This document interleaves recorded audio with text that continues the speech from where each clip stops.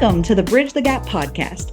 I'm your contributor host today, Cara Silletto. If we haven't met yet, I'm the President and Chief Retention Officer at Magnet Culture, a firm dedicated to reducing unnecessary employee turnover, and I'm the creator of the employee retention ecosystem. I got to tell you, today's discussion is about to get real. I just cannot hold my tongue any longer, friends, and I've got some things to talk about. So today we're going to talk about worker capacity, their workloads that are out of whack, job descriptions that have swollen beyond recognition, and org charts that are out of date and honestly out of touch with reality. I'm seeing it more and more, and so we've got to talk about this today. If you're in an executive seat, stay with us. And I'm going to share with you some new ideas about workloads and org charts. And if you're in a leadership role, before we're done today, I definitely have some tips for how you can handle the cards that you've been dealt if you don't have control over those workloads and org charts as well. So hopefully there's going to be a little nugget of wisdom for everybody here today. So I hope you're ready. Let's go. In our employee retention ecosystem model that was just launched in 2025, I explained it a few episodes ago. If you missed that Bridge the Gap episode, you can go back and watch the model. But what I'm planning to do in some upcoming episodes is dive into certain segments and business areas. So today, one that I want to focus on, it continues to come in with low scores. Every time we do our assessment tool around the ecosystem, almost every company we work with, the analyze capacity area comes in with one of the lowest scores. And that's because the statement that you have to rate, so this is kind of the definition of analyze capacity. The statement is, our staff feel the organization maintains sustainable workloads for staff and leaders. All right, I'm going to say that again.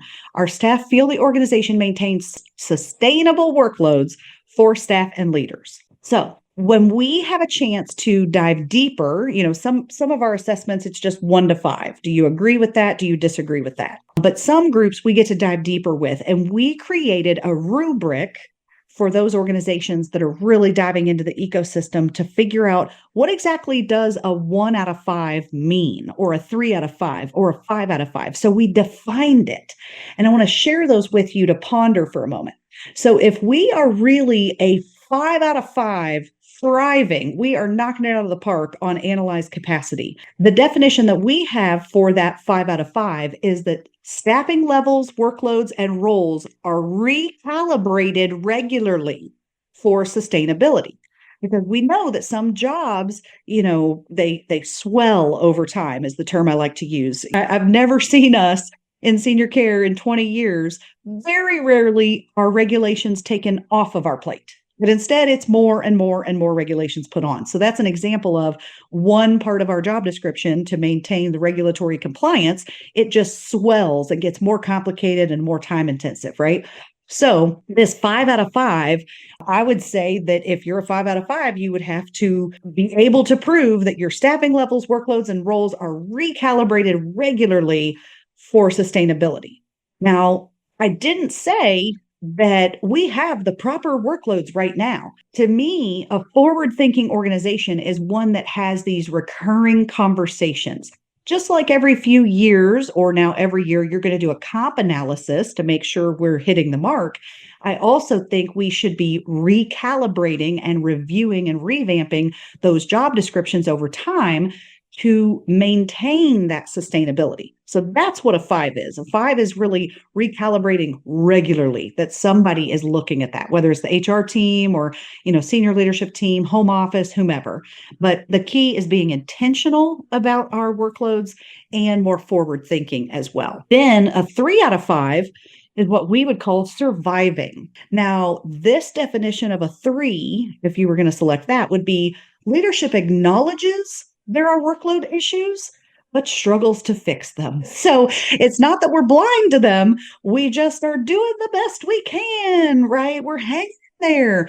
That's where almost everybody scores, is kind of between that 2 and 4 and right around that surviving function of just, we know it exists and we're just doing the best we can. We really do struggle to fix it. So you're not alone if you sit in that level. And then a 1 out of 5 which is what we call wilting. No, right? The 1 out of 5 is that staff are stretched thin, burnout is common, and open roles go unfilled. So, unfortunately, I do see a lot of organizations that this is happening. The staff are constantly stretched thin, burnout is common, and just causing people to walk out the door, and open roles continue to be unfilled. Even when we open or fill open positions, another position becomes open, and it's kind of this never ending battle. So, that is different than the 3 because the 3 is at least people acknowledge it and are saying, well, we're trying and we'll fill in what we can. Where a 1 out of 5 is really just this is all happening and nobody's owning it. Nobody is really making any effort or even acknowledgement of making a change to make that better. So I'm curious what your score would be, right? If you think about it on your analyzed capacity, how well do you think the organization maintains sustainable workloads for staff and leaders? Now, in most of our workshops, we don't ask people to score 1 to 5 on that as themselves, because when we sit in a leadership position, we're like, it's better than it used to be. So I'll give us a 4, or, well, we're trying. We have a lot of priorities. We're trying. And so I'm going to give us that 3 or 4. Where if I asked your staff, which is what we do during our workshops, we say, leaders, take off your leadership hat and act like staff. If I were to ask staff how well they think the company manages these workloads, what would they say? And if you've got folks on the floor that are constantly understaffed, that are constantly dealing with overload and more and more being put on their plates, they're going to give you a 1 or a 2 out of 5.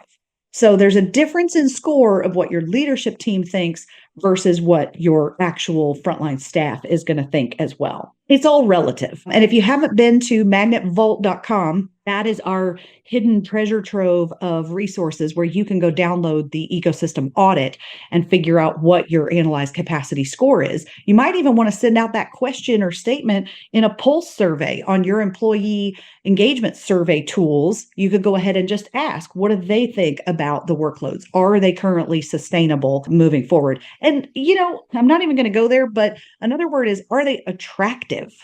Sustainable is, can we keep going like this? But also we need ideally for our workloads to be attractive, that other people would want to come work here because we don't overload our people and we don't run short staffed all the time, right? That's another piece of the puzzle, is that attractiveness. But the reason I can't keep my mouth shut this week is I have had multiple conversations across the country this week with senior care executives. I was working with an independent building, just one location. I was at a big conference where I sat and talked with a large corporate group about these capacity issues. I mean, everybody's dealing with it, no matter what size you are in this space. And I find sometimes it's a little scary that we get our senior care or post-acute care blinders on and we talk to each other. And because everybody in the industry is dealing with the same thing, we normalize it. And we're like, well, it is what it is, but I do 80% of my business in senior care, and I purposefully go work with a few others like construction, manufacturing, hospitality, other groups that have lower wage frontline workers. And I continue to see them solving things in a different way that I hope to bring into senior care when I can find something applicable there. So I just don't want us to chat with one another and think this is all totally okay, because it just is what it is. Now, there's certainly challenges that we have for recruiting and retaining folks that are unique to our industry that we have to accept. But the workloads is not something we have to accept. We can say, we're going to attack this. We are going to make some changes, right? So one of the big problems that I'm seeing that lies ahead of us is, this is a tough pill to swallow. The workaholic era is over. All right. I'm going to say that again. The workaholic era is over. And unfortunately, this profession depended upon finding and hiring and keeping workaholics, especially in those senior roles, administrators, DONs, other department heads, that we just had that mantra, you stay till the job gets done, right? And it worked for a while, especially with the boomer and Gen X leadership They were raised with that type of mindset. But now the younger workforce is not going to act that way as we're hiring administrators and other department heads that are in their 30s and 40s. Some are even in their 20s. I mean, they're total rock stars, but some of them are not going to put up with that as well. So if you think about it, I want you to think for a moment about your most productive people on your team. And chances are they're working nights and weekends or late days, all of that. But I'll tell you, I am predicting right now from everything I'm seeing going on with the evolution of the workforce and how our businesses operate, I'm predicting right now it is going to take you two people at least to replace that rock star. Are you prepared for that? Is your budget prepared for that? I just talked to a group that lost their maintenance director, and their maintenance director was so knowledgeable and so productive, just got everything done, so dependable. And the company literally had to hire two people to replace that person when he left, when he retired, because the next generation just going to work that hard if they're not compensated in the way that they feel they need to be compensated for those extra hours, right? So a lot of senior care groups right now are also telling me not only is it hard to recruit and retain CNAs and housekeepers and other frontline staff, but they're finding it harder today to recruit and keep the administrators and the DONs, especially with all this regulatory and reimbursement knowledge that's needed in that space. But it's often because once these people get into those roles, they quickly realize that those specific jobs are unsustainable. They get in there, they start seeing the issues, and they cannot possibly do everything the company is expecting, from hitting financial performance metrics to quality care metrics to regulatory compliance needs, and be the people leader that today's new workforce needs, right? And the people leader side, of course, is to reduce turnover and its associated costs as well. So I am seeing some organizations make adjustments now so that they're rock stars that are workaholics, honestly, that those folks don't burn out and leave. They have realized what that cost is going to be, because I'll tell you, I got a lot of Gen X friends. Many of you know I'm a millennial born in the 80s, but I've been working 20 plus years. And a lot of my friends in these past few years post pandemic, they have hit a wall and said, enough is enough. I used to do whatever was needed and stay till the job gets done. And I'm just not going to do that anymore, because I can't keep doing this. Right. So some of these groups are realizing that they're going to lose those key, whether they're baby boomers, Gen Xers, millennials, or Gen Z, they're going to lose these key people if they don't get their workload back in check. Right. And unfortunately, I still see a lot of executives, especially those that have been in the business for decades. How do I describe it? They're putting their head in the sand. They're putting their head down and saying, well, it'll be fine. We'll just do what we can. And maybe when I come up from the sand later, people will want to work again. Or there will be a recession where people are afraid to lose their job and they'll be working harder and things like that. And it's like they just want to sweep it under the rug or want it to go away. And I'll tell you, it's not. And some organizations, okay, here's your friend Cara, who's going to tell it to you real. Some organizations are letting and expecting their rock star workaholics to just fill the gap of the inefficient org chart or ineffective org chart.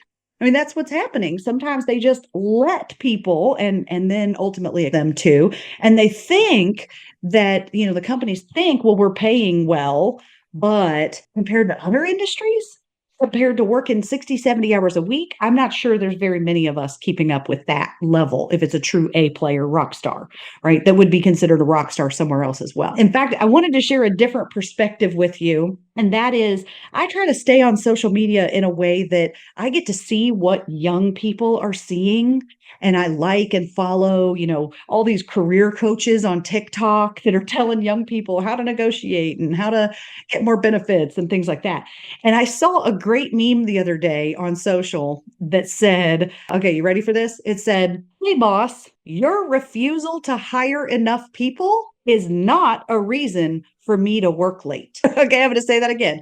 This meme said, hey, boss, your refusal to hire enough people is not a reason for me to work late. And what they were saying, they specifically used that word refusal, is because the company's trying to stay lean. And all these people were commenting on these memes. I've seen several like this.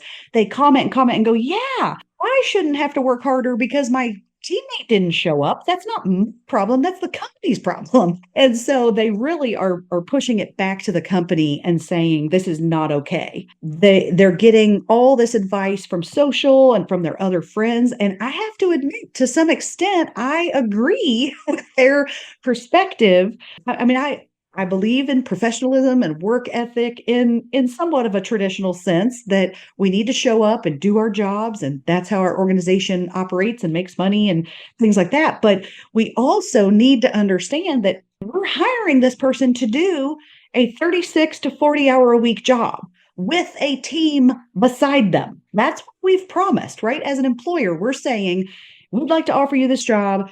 It is, for most people, a 36 to 40 hour a week job, and you will have this team to help you. But then we just keep asking them to fill in and to go above and beyond when other people don't show up, or we need more hours out of them, or we've put so much on their plates that they can't do it in 40 hours, so it takes 50 or 60. In fact, a year or so ago, I remember being on a call with an executive, and he said, well, I only want to hire somebody who understands this job is a 60+ hour a week job. And when I looked at what he was planning to pay said person for 60 hours a week, I had to have a conversation about the disconnect there, that you can't afford that level of commitment and that level of workaholic type person for pretty standard pay. That's not going to happen. So a lot of the workforce, though, we kind of got away with pushing people to do more because we had this workforce that was raised on the mantra, because I said so, that's why. And they didn't push back, especially the Gen Xers. God love you, because Gen Xers were so much smaller than the boomers that they did what the boomers told them to do. But let's face the reality here. Today's new workforce is way less tolerant of being overworked and understaffed for very long. They are not going to stay till the job gets done because they know, they've now seen from around them and from their friends and even in their own experience, it's never done. I mean, come on. Healthcare is 24/7, 365. And even if we're working on projects, they never end. So many people are telling me they no longer see the light at the end of that stress tunnel. And it's really sad. So we're losing some really great people from senior care altogether because we can't get our act together and figure this out, right? So what do we do about it, man? Cara, you've been on your soapbox for a while now. Are you gonna give us some strategies and thoughts on that? Yes, I am.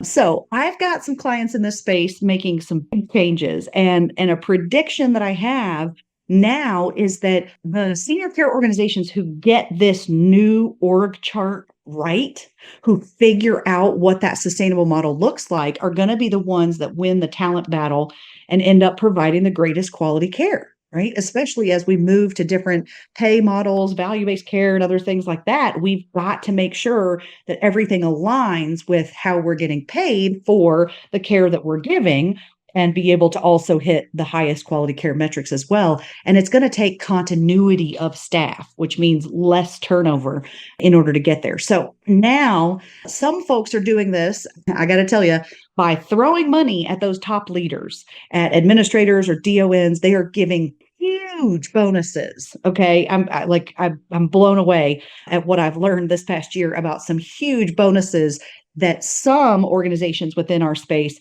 are giving if the administrator and the DON or whoever this top leadership team is that's deemed bonus worthy, they have to hit certain financial metrics, quality metrics, staffing metrics. But what I see with most of the groups I work with is most companies cannot afford to pay these huge bonuses and top dollar to get so-called rock stars in that position. And I'm not saying that most administrators are not rock stars. They are. I mean, we have so many that are great, but they are not given what they need to be as successful as possible as far as time and tools and training and all those things. So let's talk about some different approaches we can take if we are not one of those companies that's throwing big giant checks at people for stabilizing the staffing and figuring that out pretty much on their own too. That's what's happening. Some of these folks are being told, you're in charge, you're the CEO of your building, you fix it, and then we'll pay you for fixing it, almost like consultant level type of strategies. So that's not what I see at most organizations. So for anybody who's watched more and more responsibilities land on leaders' plates, I want to ask, when was the last time you pruned your job descriptions, right? That you reviewed and recalibrated.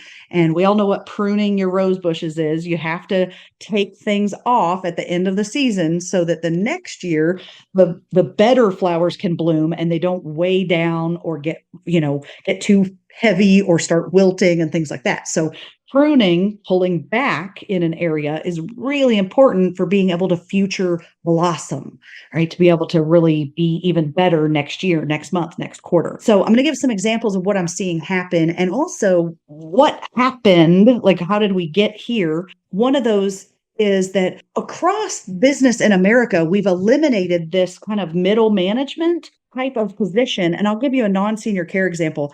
My mom was an accountant for decades, and she was what was called a frontline leader at this corporate group. So she had, I believe it was 6 staff accountants that reported to her. And of course, she had a boss she could go to with issues. But her job as the frontline leader, she had maybe 20% of the workload that her staff accountants had because her job as the frontline leader was to fill in. If you take 6 people and they each have 2 weeks of vacation, that's 12 weeks that she has to cover doing other people's jobs every year. Not to mention the sick time or other things like a maternity leave or paternity leave or, things like that. When people are out, she had to fill in. Plus, she had to be at meetings that they didn't have to go to. So she couldn't have as much workload on her plate for that. And she was there to troubleshoot and handle issues of those 6 people. When they couldn't solve a problem, they came to her. So she did about 20% of the same work they did. She's in meetings. She's covering PTO time. She's there for troubleshooting. That was her job. Well, this organization decided we don't need frontline leaders anymore. We're just going to cut that position. And so they cut all the frontline leaders in various departments. And you know what happened? Their turnover started going up, up, up, up, because then the staff had to fill in for each other. They're all pulling a 40-hour week, but if their next door cube mate is on vacation, they have to work extra. And they, felt that's not fair. We used to have the cushion for this position. So I think that's another thing from the 80s, 90s, and into the 2000s that we kind of normalized these flatter hierarchies. We got rid of some of our assistant manager and assistant director positions, trying to be more lean. But now it's come back to haunt us because the staff today are more needy. They need more manager time and attention and onboarding and training and mentoring. So it's kind of working against us to have that flat org chart. And so I'm seeing more of those positions be put back in. In fact, one group I'm working with in Chicago, they've added a new position called the clinical operations manager, because they realized they have a DON and an ADON, right? An assistant director of nursing. They have both positions, but they are still overloaded with staff issues, scheduling problems and changes, regulatory changes, and different things. So they're adding a new operations role for the clinical team that's going to take on the scheduling and much more of that administrative and operational headache that our DONs have just piling up on them. So that's a new role for them. And they're hoping also that makes the DON and ADON role more attractive. Next time they have to hire for it, they say, well, guess what? Our DON role doesn't have to deal with those things.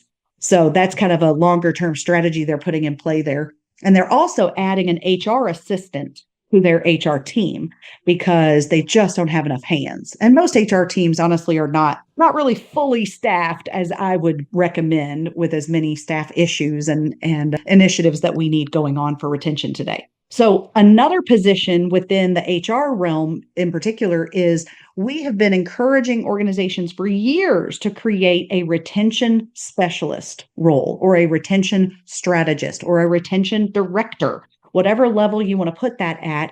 And if you go to magnetvault.com, the resources that we have, there is a sample job description of what would a retention specialist or director look like. Some of my senior care clients have made a regional retention director position, and some are putting one in every building or two. Because, come on, if retention is really our top issue that we're dealing with right now, we got to put our money where our mouth is and have a true owner of who is going to revamp the job descriptions, who is going to improve onboarding, who is going to train the leaders to be better retention champions, right? There's all these projects that should be going on, but right now we don't have anybody owning those. So lots of options there. And speaking of kind of the swollen job description and the neediness of today's new workforce, I'm speaking at a conference coming up in a few weeks, and it's invitation only for senior care executives, but I've been interviewing administrators for this conference, and I'm going to share my insights there. Now, I can't share too much right now, but I've got one nugget for you that I was really shocked by.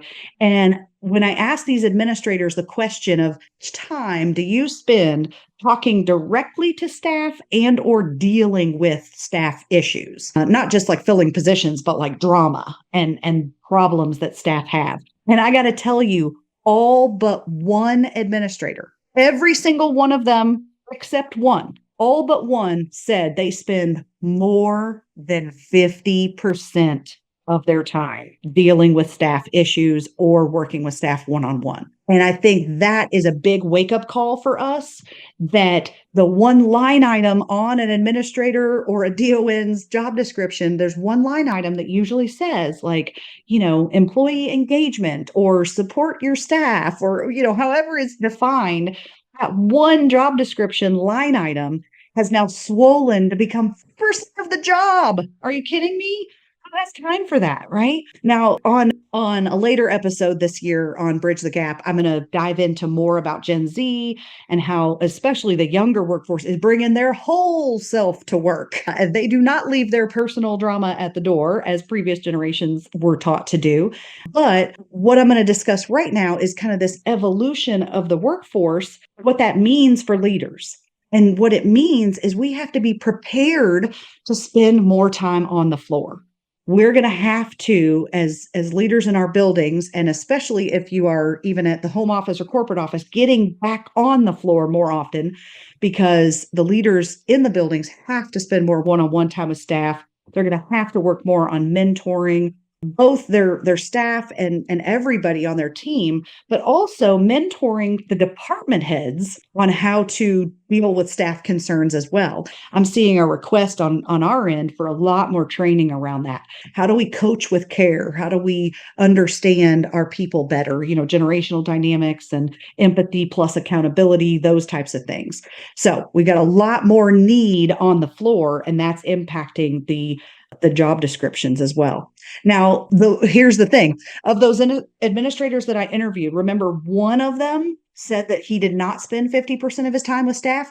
But later in the discussion, he went on to tell me that he spends a ton of time, relative, but he said he spends a ton of time and effort developing his department heads and directors so that they can deal with the problems and they don't have to bring the problems to him.